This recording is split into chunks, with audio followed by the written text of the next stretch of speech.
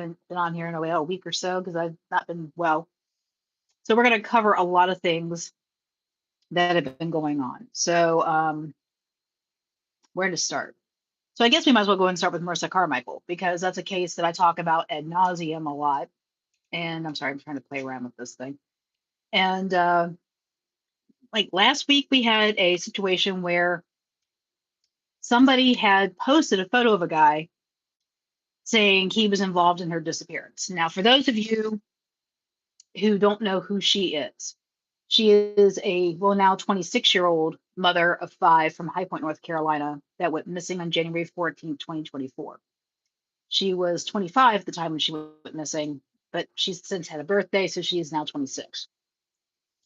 A lot of speculation as to what has happened. Did she run off? Was she being trafficked? Hello.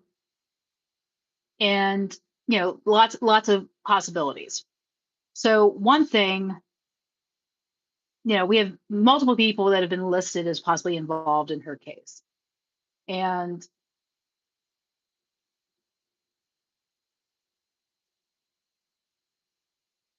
okay.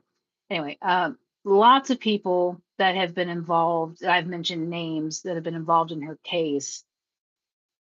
I don't know if those leads ever panned out or what happened with that. But now we've got another guy that's come up. And it was very cryptic. And it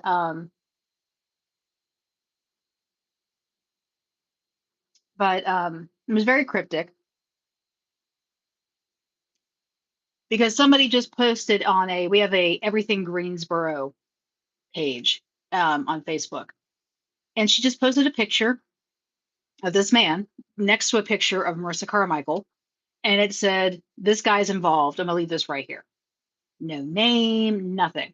And for like a week, everyone's like, who is this guy? Where is he from? You find out he's from Charlotte. You find out the picture was taken from a page going, sis, is this your dude? Like a cheating page. And then, Sarah Carmichael saying, I'm doing my investigation. Someone gave me a name. Excuse me. Gave me a name. I'm going to give it to the new detective, blah, blah, blah, blah. So finally, somebody figured out who this guy is. Somebody did. I was like, thank you, God. Because the only name we had was like a street name called Shook. That's all we had. So come to find out, this guy is named Shook Ali Sutton. Now, I don't know if Shook is his given name or if it's just whatever, but that's the name he goes by on his Facebook page. And per his Facebook page, he is from East Orange, New Jersey, but he lives in Charlotte. Now, granted, Marissa is from High Point, and Charlotte's like an hour and a half away.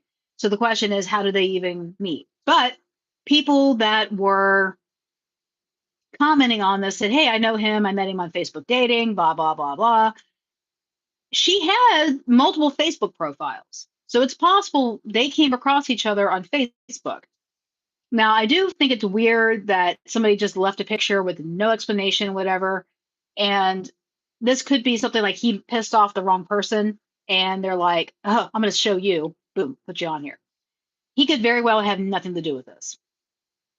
I don't know. However, maybe. I don't know. Now, I did look at his Facebook page and I did see where he has himself billed as a motivational speaker. Yeah. I think he's trying to go down the road of like Dennis Sperling, Kevin Samuels, like Manaverse type stuff. But for Black people. Because he's got some interesting titles. I listened to one, and it was called,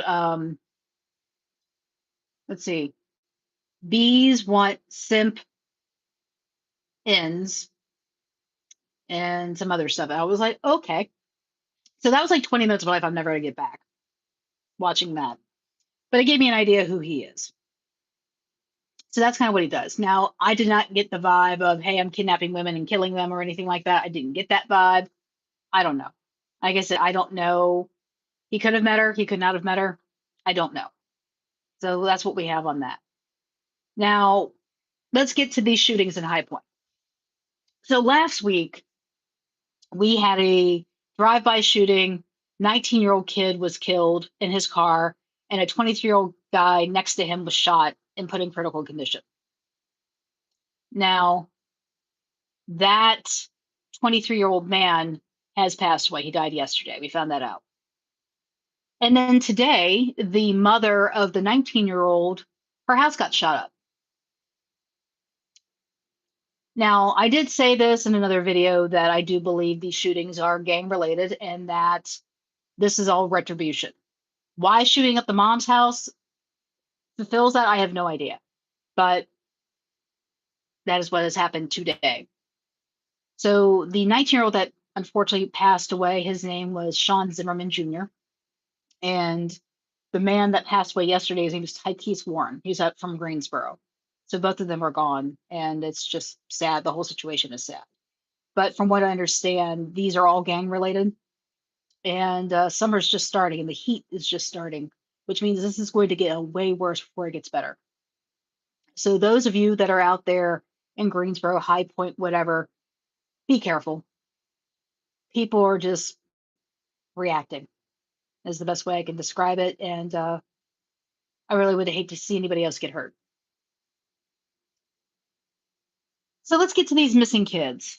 So we've had 2 posts in the last 24 hours. People posting pictures like, hey, my daughter's missing. Hey, my son's missing, blah, blah, blah. No information. No name, no where they were last seen, none of that. Now, granted, both these people have, both of these kids have just ran away. The parents were very clear they ran away. But my thing is, if you're going to post on social media about this, give a little bit more information, like a name of the person. Because, that would help. A name of the person.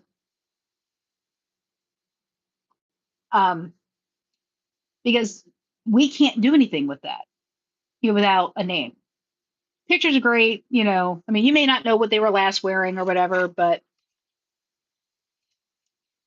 we need more information. So unfortunately, one of those people that was posted, and he was posted today, has been found deceased. Now I'm waiting on a name, I'm waiting on confirmation.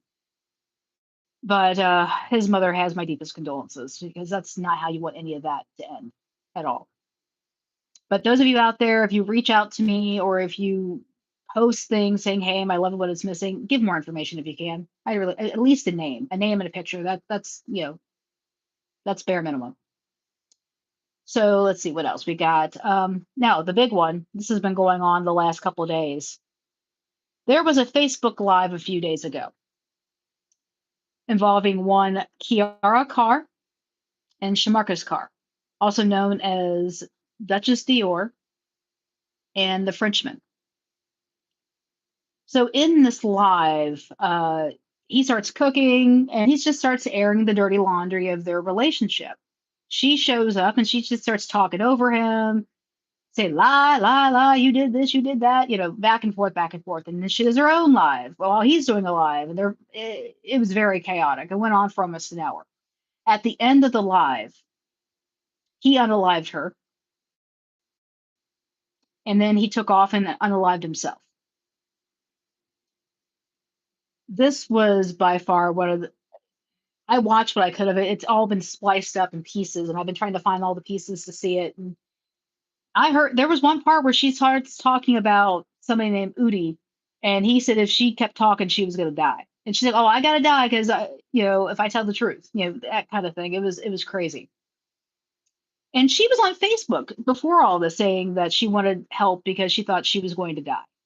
And I don't understand how we got to this point, because in February of this year, she had gotten a protective order against him. And I've got it here because the protective order, she's very clear about what he was saying to her. She filed this February 12th of this year. And she says that on February 11th, yesterday morning, he came to the house and grabbed my hair and demanded to see my phone. I finally gave him my phone, and he seen a number he didn't recognize and tried to call it.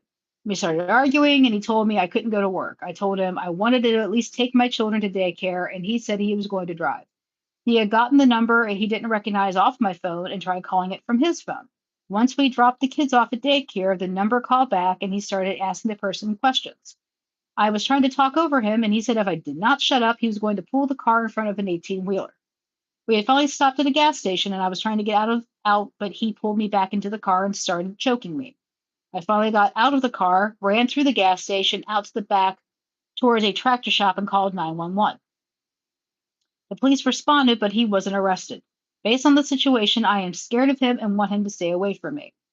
And then she goes on to say later, she's like, he has threatened to kill me multiple times. He has threatened to kill himself and has stated, you're my wife, you're going to die with me. He has gotten physical with me many times and has choked me, pulled my hair, and hit me. He has jumped on me before while I've been holding my children. So these are the things she says. And I don't want to disbelieve it because, she went as far. I mean, she actually had worked for the prison system. This is how she met him. She met him while he was in jail. And then when he gets out, he moves in with her and then they get married. So to each his own on that one. But I looked into his background and he had multiple crimes in multiple places, multiple counties in the state of Georgia. This may not have been a good choice for her to make, but she made this choice of a man to marry for whatever reason.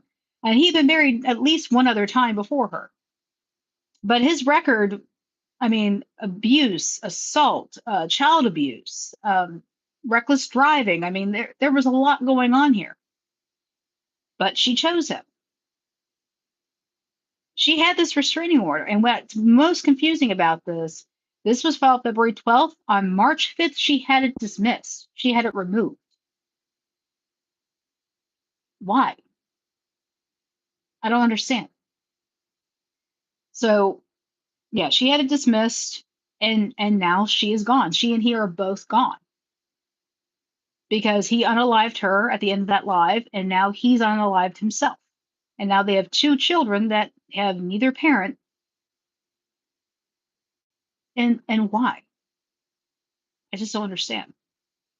Like I said, I went through some things in my life, with my late husband.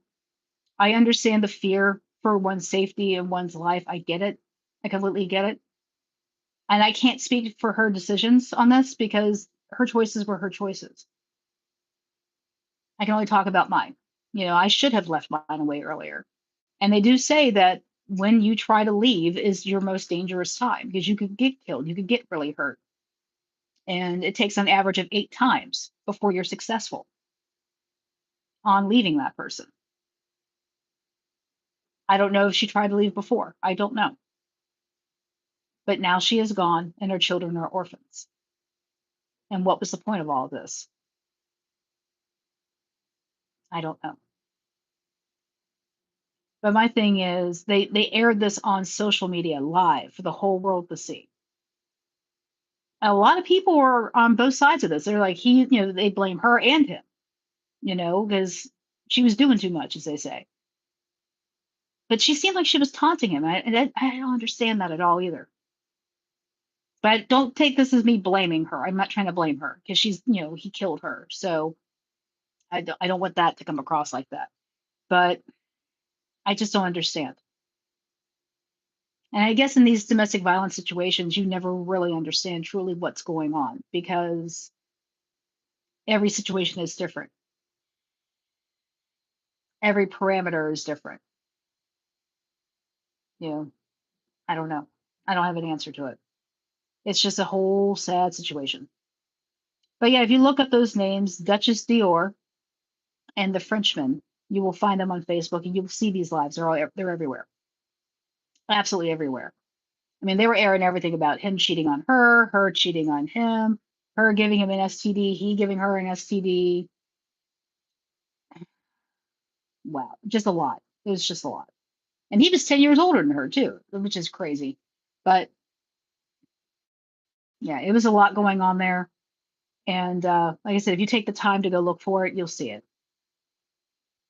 But I am spent because this has been a long day of a lot of stuff happening and not good. Just none of it's good. So Well, I'm gonna hop off here. This is Rebecca with True Crime. You all have a great night, and thank you so much for tuning in. And don't forget to hit that subscribe button, like, share, comment, all that good stuff, because it doesn't cost anything. And as I always say, be weird, be rude, be safe. Bye, everybody.